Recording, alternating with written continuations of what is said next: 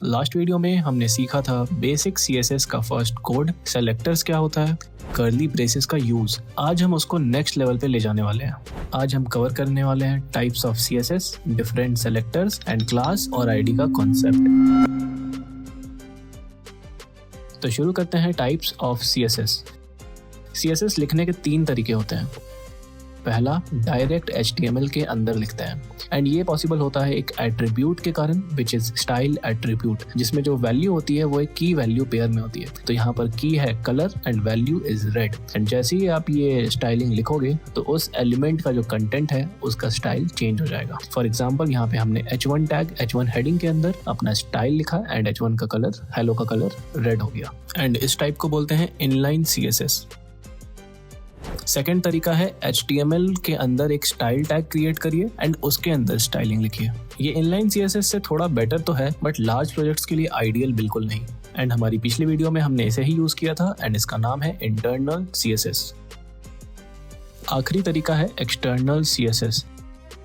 अब ये जो है ये मोस्ट प्रोफेशनल्स यूज करते हैं, बिकॉज इसमें हम स्टाइलिंग को अलग फाइल में लिखते हैं। जैसे एक style.css जो है वो एक्सटेंशन है, उस नाम से हमने एक फाइल बनाई। हमारा जो CSS का कोड है उस कोड को हमने उस फाइल में लिख दिया डायरेक्ट। अब सबसे इंपॉर्टेंट स्टेप, HTML को CSS से कनेक्ट कैसे करते हैं, क्योंकि आपने जो स्टाइलिंग लिखी है वो अभी ब्राउजर में शो नहीं हो रही है, आप देख सकते हो। तो हमें इस CSS को लिंक करने के लिए यूज करना पड़ता है लिंक टैग। नेम काफी स्ट्रेट फॉरवर्ड है एंड इसके अंदर 2 एट्रीब्यूट यूज होते हैं सो दैट ये वर्क करे। पहला इज रिलेशन एट्रीब्यूट, ये बताता है कि जो फाइल हम लिंक कर रहे हैं वो किस टाइप का फाइल है, एंड इस केस में वो CSS की फाइल है तो हम रिलेशन एट्रीब्यूट की वैल्यू लिखेंगे स्टाइल शीट। एंड दूसरा जो एट्रीब्यूट है वो है href, and href basically file का पाथ बताता है। एंड ये लिंक टैग जो है ये हेड टैग के अंदर लिखते हैं हम। बस इतना करते ही आपका पूरा पेज स्टाइल हो जाएगा, या फिर जो भी आपने स्टाइलिंग लिखी होगी वो अप्लाई हो जाएगा। ये एक्सटर्नल CSS लिखने का तरीका बिल्कुल ही क्लीन है, रीयूजेबल है। रीयूजेबल कैसे? आप इस सेम फाइल को किसी और HTML में कनेक्ट कर सकते हो एंड ये उस पर भी वर्क करेगा। तो रियल प्रोजेक्ट्स में इसी का यूज होता है। एंड अगर किसी रीजन से आपका CSS अप्लाई नहीं हो रहा है तो आपको सबसे पहले तो अपना फाइल पाथ चेक करना है। अब मूव करते हैं नेक्स्ट टॉपिक पे, which is types of selectors.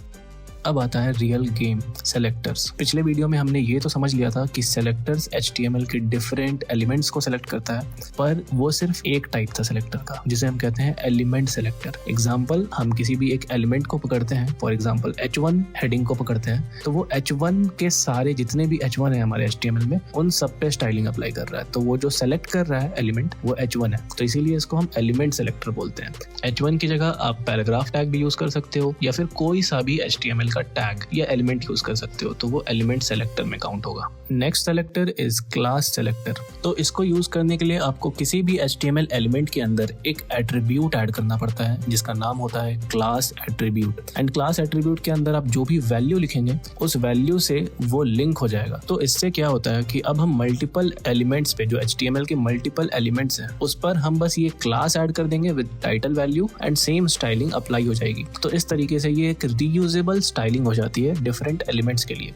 And class काफी स्ट्रेट फॉरवर्ड नेम है। जैसे आप देखते हो कि स्कूल में मल्टीपल क्लासेस होते हैं, क्लास 1, 2, 3, एंड हर एक क्लास के अंदर नंबर ऑफ स्टूडेंट्स होते हैं कुछ, एंड वो जो स्टूडेंट्स होते हैं एक पर्टिकुलर क्लास के, उनके पास सेम सब्जेक्ट्स होते हैं स्टडी करने के लिए। तो सिमिलर चीज आप यहाँ अप्लाई कर सकते हो। जो डिफरेंट स्टूडेंट्स है एक पर्टिकुलर क्लास में, उसको आप एलिमेंट समझ सकते हो कि उन सब स्टूडेंट्स के पास सेम सब्जेक्ट है पढ़ने के लिए। सिमिलरली उन सब एलिमेंट्स के पास सेम एट्रीब्यूट है जिसका वैल्यू टाइटल है, एंड इसके कारण हर एक एलिमेंट पे सेम स्टाइलिंग अप्लाई होगी। Third selector is ID selector. ये काफी हद तक क्लास के जैसा होता है, बट ये थोड़ा यूनिक होता है। अब यूनिक कैसे होता है कि आप HTML के अंदर मल्टीपल एलिमेंट्स को सेम क्लास नेम दे सकते हो, पर उनका ID हमेशा डिफरेंट होगा। फॉर एग्जाम्पल, एक स्कूल में एक पर्टिकुलर क्लास में डिफरेंट स्टूडेंट्स का क्लास तो सेम हो सकता है, बट उनका ID हमेशा, लाइक रोल नंबर, हमेशा डिफरेंट होगा। तो सिंपल लाइन में याद रखिए, class is reusable and ID is unique. So जब भी हमें किसी भी एलिमेंट को यूनिक स्टाइलिंग देनी होगी तो हम ID सेलेक्टर का यूज करेंगे।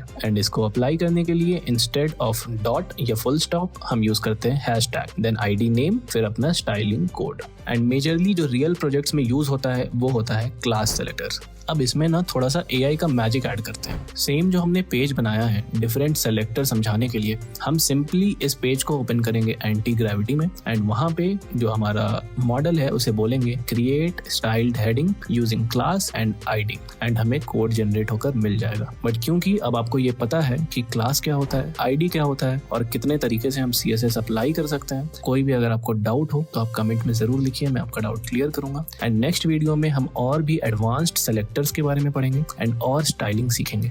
वीडियो अच्छा लगा हो तो लाइक जरूर करिएगा, चैनल को सब्सक्राइब करिए एंड सीरीज को फॉलो करिए क्योंकि आने वाला CSS और भी एडवांस होने वाला है।